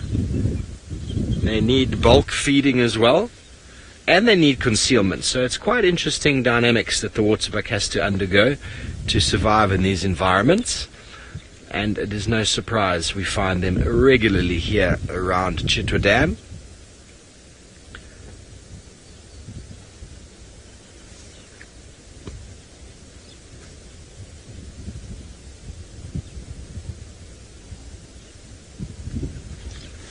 Randy Apple, you were talking about, do predators taste the excretion from the glands? Now, what the gland is exactly, for those who are not sure, waterbuck's anti-predator behavior has been well documented, especially in places like the Okavango, which are quite swampy, and they'll run straight into water, and that gland on the skin actually keeps their fur dry. Just like water off a duck's back, it works very similar to preen oil, but also gives them a bit of a smell. And I believe a bit of a flavor as well. But I have seen lions eating 2-3 waterbuck at the same time, so I don't think they have too much of a concern. In the same breath, I'm not saying they don't taste that smell or that flavor, but I don't think it bothers them too much. We had Tundi with a baby waterbuck, probably my last drive here in Djuma before going up to the Mara. We had her with a baby waterbuck, so I don't think they're too bothered by it. I think the meat is quite good, but there will be definitely a little bit of a tang on the outside, which they probably will maybe just get through and then move on. But I don't know if they have a dislike for it. Seemingly they eat it at will, so I don't think it is a problem for them. Just like some people and Brussels sprouts, I suppose. I love my Brussels sprouts. Some people do not. So marvelous afternoon or morning here at Chitwa Dam. Always a nice place to come and spend some time. We're going to do a little bit of a loop around, see if there's anything else that we might be able to find. Or maybe we'll go down in this little drainage depression below the dam, see if we can get that painted snipe. Wouldn't that be marvelous?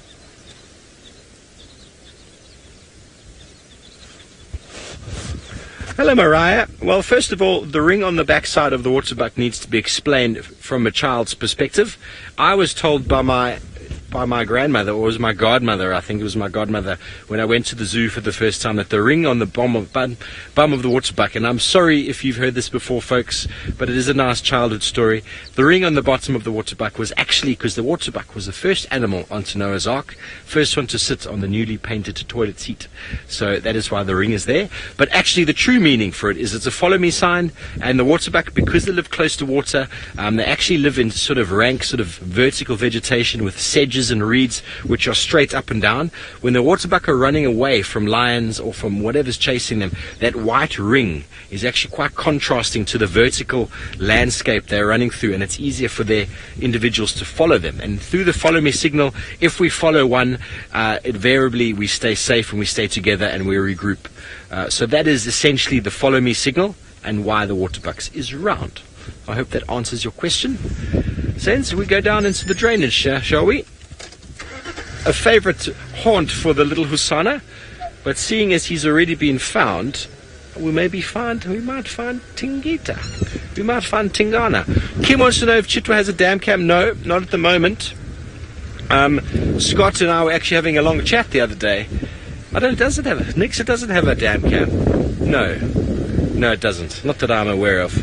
But one thing I do know is that Scott and I were talking the other day, and we were thinking, wouldn't it be wonderful if we could put a dam cam at Buffelshoek Dam, Treehouse Dam? I think Nikki and FC said that we put it up at the old treehouse so you can see the viewpoint of what it would have been like as like a bird hide. And then we put one up as well at Chitwa, possibly, if Chitwa's excited about that. And then at Twin Dams as well. And I wonder how many. I'm sure we'll have enough people willing to man those dam cams, I have no doubt. And maybe then we would be able to find more and more animals, because think about how many animals we have found in the last few weeks from you wonderful viewers back home who are telling us about leopard or lion on the dam cam. Thank you, Vespa. Great storyteller I am, you say. Thank you. I do try. It is all about the stories. As my friend Dave would say, he's a guy I trained with, very good friend of mine. He would say that if you can't add value, then don't talk about it. Everything needs value. I can't just show you something. There needs to be something of value behind it, just to add some meat. So add value to everything that you talk about, and that's where people get interested. So from my long stories and tales, let's go to Brent and his leopard tale. There we go. You can see Hosana's tail peeking out from behind the Tambuti and Gwari. And you can see he's breathing quite heavily, that even his tail's moving. Now, I'm hoping he's lifted his head again, because every now and then you just get this most spectacular view through the bushes of his eyes. Come on, lift your head, open your eyes. No interest in doing so at the moment. A very fat, lazy cat.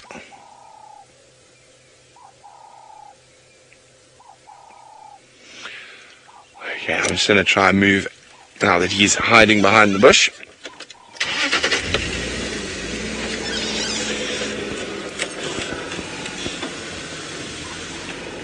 I'm on the edge of a little steep section here.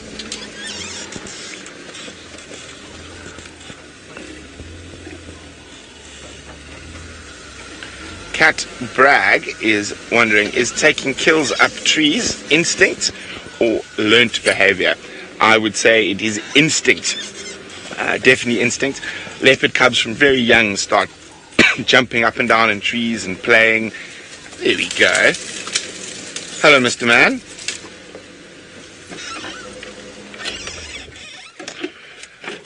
still, yes, it's still there. It hasn't moved.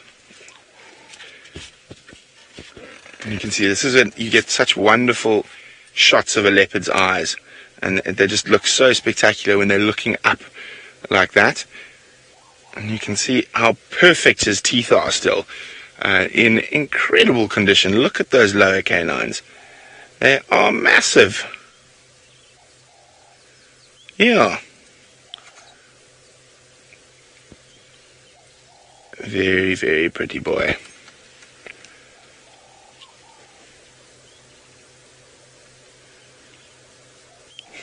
I think he's going to get very uncomfortable today as it heats up with a full belly like that.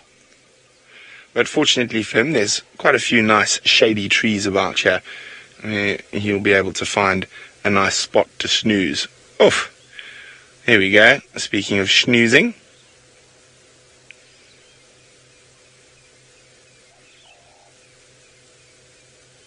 And you can see his ears and are so perfect still.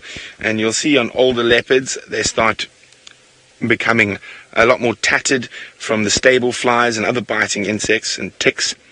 But at the moment, he's still in such immaculate condition. Hello, Veronica. Veronica would like to know, what is the best time of the year to go on safari in the Sabi Sands? Well, Veronica, there's no real bad time of the year to go on safari in the Sabi Sands. A lot of us have our preferences. I know James's is the changing of the seasons. So the few months between winter and summer, or between, well, winter and summer, or summer and winter. Although we don't really have the traditional 4 seasons out here. We basically have wet and dry and hot and not so hot. But I would say my personal favorite time of the year, and a lot of people would disagree with me because it is the most uncomfortable time of the year often, which is sort of end of October into September. It is when the bush is at its driest. There's almost not a blade of grass around, and it is very, very hot. But it is when you do see some of the more spectacular animal behavior. And the animals are forced onto the watering points. You get those massive herds of elephants charging through the dust to come drink. And also the predators have it quite easy. You see a lot more kills during that time of the year as well. So for me personally, October, September, the last sort of 3 weeks before the first rains of the year is my favorite time of the year. And that's purely because of the animal interactions you get at that time of the year. And it can look quite stark, almost desert-like, but I don't know, I just really like that time of the year. And that's one of the things I missed about being in southern Africa, and because in Kenya it was just green all year round in the Masai Mara. Of course, there are places in Kenya that also experience those dry times, like Savo and Samburu. And speaking of a man who spent some time in Samburu, he's got the largest land mammal to show you. Very good. And we did have an Ellie bull. He was on quite a mission, so he disappeared into the bush. And we are also on a mission. We're still trying to follow. We think it's the same female leopard, and I'm guessing from the area that she's been moving in that it could well be the Shidulu female, a leopard we haven't seen too often. I can give you a quick update as to what we think's going on here. Get a little piece of grass. So, initially we had tracks here. They went all the way up to Treehouse Dam, Savage's track, up and down over here, then through into the block here, and we've just bumped into some more tracks heading up on Rebecca's Road in a northerly direction towards this new road over here called Mandoza, which I've drawn in. So that's where we're checking now to see if the tracks don't go from here to there. And she's been moving around quite a lot. That may have been a little bit quick, that explanation. But we need to keep hustling because time is not on our side. Now, favorite times of the year to come on safari? Well, for me, in the Sabi Sands, it would be in and around any time during winter. You've got little or no chance of rain ruining your safari, which is a reality during the summer. And I just prefer the scenery when it's dry and lots of yellow, golden coloration with the vegetation. So yeah, anytime from kind of June, July, but probably my favorite would be towards the end of winter, around August, September and October. So I need to start checking carefully now. Her tracks could well pop out onto this road at any stage because of the kind of general trajectory that she was moving on. It's quite a nice sandy patch here.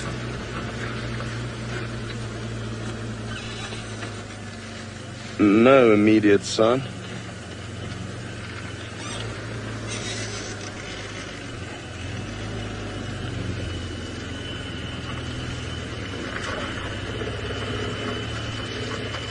Puma, you'd like to know if we've got crows here. And yes, we do see crows from time to time. Not very often, but the pied crow is probably the most likely one for us to spot. They prefer kind of more urbanized areas, to be honest. They don't like roughing it in the bush. So it's not a bird we see very often. Sometimes around carcasses and kills. Very good. Well, we're going to continue scouring this area for any further sign of the leopard and send you across to Steve for an update. Thank you very much. I hope you managed to find what you're looking for. We just had a wonderful bird party there, all sorts of interesting birds, but the light is just atrocious, and all you can see is silhouettes of birds jumping around in the undergrowth.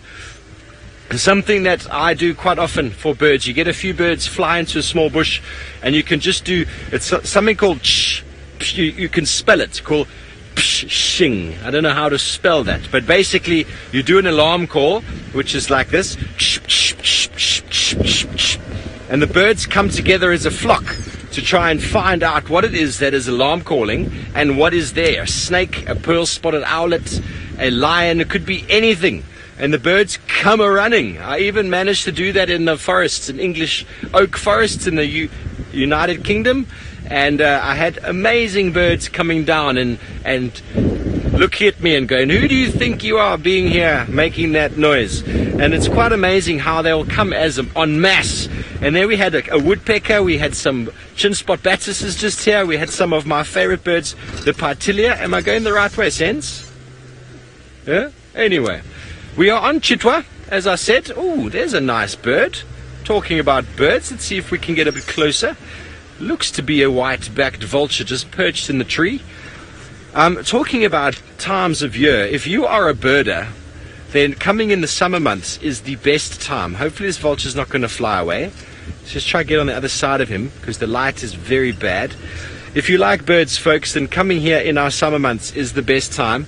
So coming here about now, March, the best time of year because it's a lot cooler than earlier in the year and it's still green and there's lots of interesting things with regards to flowers and trees. And there we go, Sense, can you get that beautiful bird? But I do also agree with Scott and Brent that the winter months are really, really cool because of the temperature. It's much easier to see. Animals are more localized because of the water availability.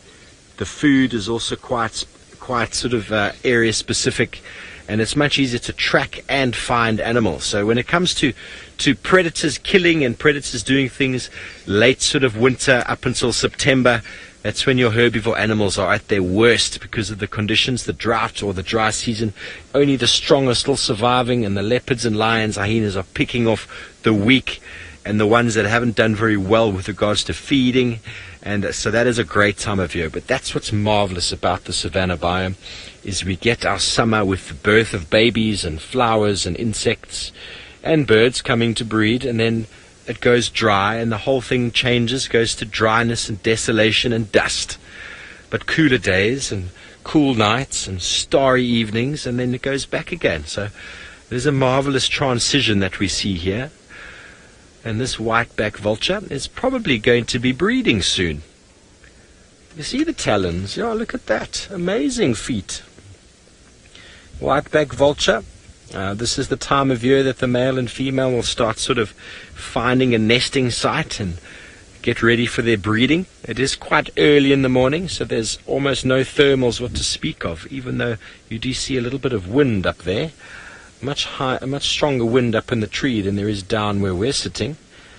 But as soon as the heat starts to warm up, I've no doubt he'll soar into the air with effortless gliding ability. Or I say he, it could be a she. And go in search of some ranky, stinky, smelly meat. Okay, so an animal that it might follow for the meat, if it isn't concealed enough, is an animal Brent is with. So let's go over to him and see what Hosana is doing. Well, that's why Hosana keeps staring upwards. Make sure that a battalier doesn't find his kill hidden in the Timburi tree. Now, I think he's being quite lazy at the moment, and Fat Belly doesn't look like he's ready to go fetch the carcass yet or take it down for a munch. So we've just heard some elephants trumpeting not too far away from us, and we heard some Inyala alarm calling a little bit earlier to the north of us. So I think we'll come back and check on the little chief this afternoon and go see what else we can find for the last hour of drive this morning. Cobalt would like to know, which leopard have I missed the most? Oof, that's a difficult question. I would say probably Hosana and Shungile. I did spend so much time with those two when they were cubs, and I think some of the most not some of the definite most spectacular leopard sightings I've ever had on foot were with Hosana and Shungile on bushwalk. And we were able to spend some incredible moments with them on foot, which is really unusual with leopards, which made them both such special cats. Hey, big boy. Tired kitty.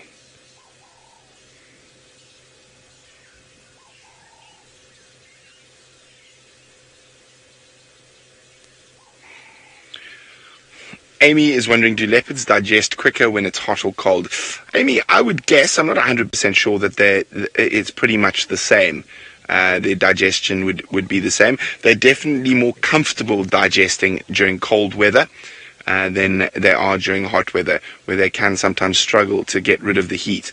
And if Hassan is lucky, we might be getting some rain this weekend, so cool down while he's got a fat belly. Otherwise, if it's anything like yesterday, it's going to be a long, uncomfortable day for our little chief with that full belly. There's quite a nice cool breeze at the moment, so he's looking very comfortable. You can see he's breathing quite heavily, but he's not panting at all. Mouth's still closed, so he's quite happy at the moment. And the hyena's given up. I'm pretty sure the hyena's not too far away, and waiting for any opportunity if he moves the kill or brings it down to try and make off with it.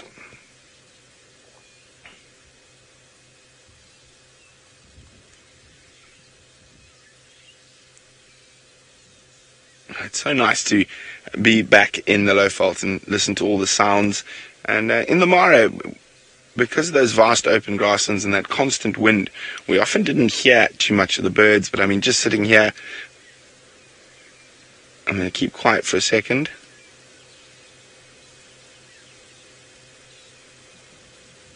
I can hear at least 4 bird species. I can hear magpie shrikes. I can hear birchless starling, rattling cisticola, Cape turtle dove as well. So quite nice to be sort of in the thicker area where you can hear all these things. And as I said, I'm pretty sure the hyena's lying up quite close to here. And if he hears anything or sees Hosana move too much, he might come back. But as I said, I think Hosana's not going to do much for quite a while. I think he's going to snooze it off. So I'm going to see if we can go find those Ellies and then see if we can go find Tundi. Okay. Now, getting in here was fun. Getting out is going to be just as interesting, and I'm sure you don't want to listen to all the bumping and the scratching and of the vehicle as we get out of here. So let's go across to Steve, who's going to give us a lesson on the most important vegetation in the whole of Africa. indeed the most important, except I'm not talking about grass. I'm going to talk about some forbs. And in this case, I've got a beautiful forb over here, which almost looks like a type of basil, but it is in fact something known as ossamum. And when you break off the leaves and you crush them and you have a smell, it smells like sambuca. Aniseed, very, very strong aniseed smell in the pods and in the leaves, and nothing really feeds on this because it's got a very potent flavor, but a wonderful smell for the bush. If you like that smell of aniseed or sambuca, it's one of my favorites out in the bush. But then smells and me I just really enjoy smelling things. To eat it,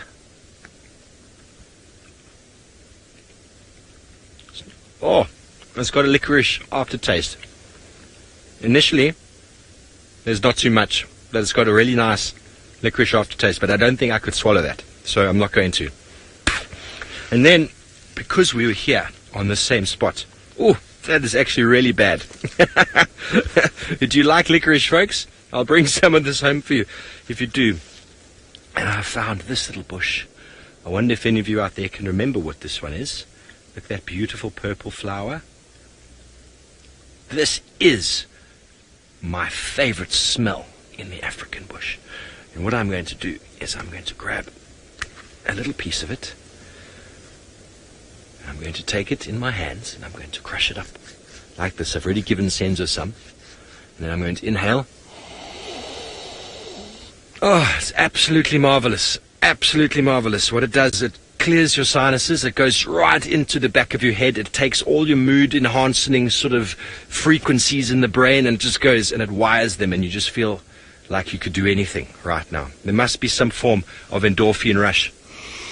It is marvelous. Marvelous. I took some home the other day. I mentioned it on camera. I was going to take some home for all of the people back at camp, and I put it down in front of their breakfast plate. And before we had breakfast, we crushed it all up and we smelt it. Dance with Dirt, I'm going to help you win your bet. Dance with Dirt thinks I'm going to put it in my mouth, so just because you said that. But Dance with Dirt,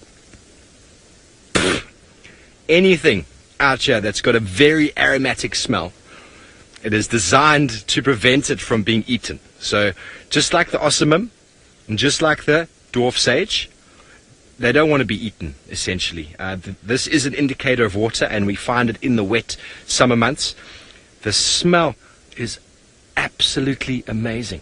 But because of the smell, because of the phenols in the huge medicinal properties, nothing eats them. So the plants to put those phenols in them to prevent them from being eaten.